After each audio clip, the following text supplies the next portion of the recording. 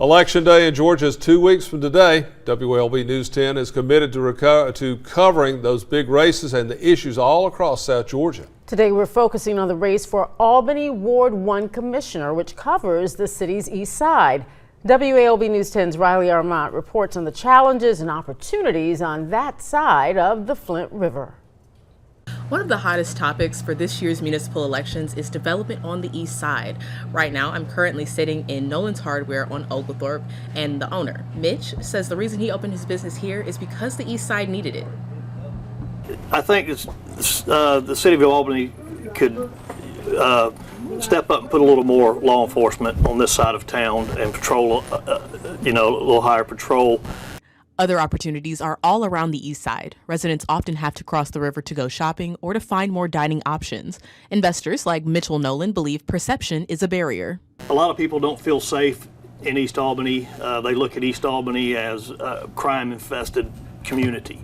And it's not. Nolan grew up on the east side. He says he opened his hardware store on East Oglethorpe because he was tired of having to go to the west side for supplies. Building up the east side is a major focus for both candidates. There need to be what we call a redevelopment plan for East Albany and the south side. We need something like an upscale restaurant, another hotel and motel that is from start up.